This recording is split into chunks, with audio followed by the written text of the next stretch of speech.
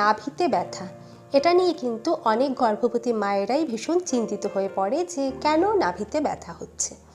তো এর কারণ হলো যে গর্ভের সন্তানের বৃদ্ধির সাথে সাথে কিন্তু পেটটাও অনেকটা বেড়ে যায়, পেটের ভেতর থেকে বাইরের দিকে প্রচুর চাপ আসে।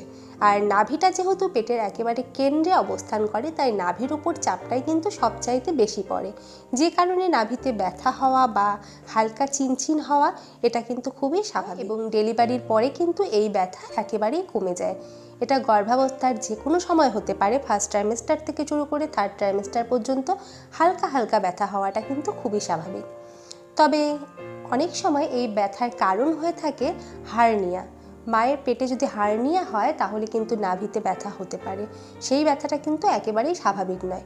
বিশেষ করে মায়ের গর্ভে যদি যমজ সন্তান থাকে বা সন্তানের ওজন যদি খুব বেশি থাকে, সেক্ষেত্রে নাভির উপর যে অতিরিক্ত চাপ পড়ে সেই চাপের ফলেই কিন্তু নাভিতে হার্নিয়া দেখা দেয়।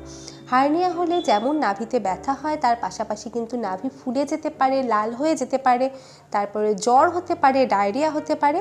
এই সমস্ত লক্ষণগুলো যদি দেখা দেয় তাহলে কিন্তু আর দেরি না করে, বিষয়টাকে স্বাভাবিক না ভেবে তাড়াতাড়ি ডাক্তারের সঙ্গে যোগাযোগ করতে হবে। এই ধরনের ছোটোখাটো টিপস পেতে আমার চ্যানেলটিকে সাবস্ক্রাইব করে পাশে থাকা বেল বাটনটিকে হিট করে রাখবে।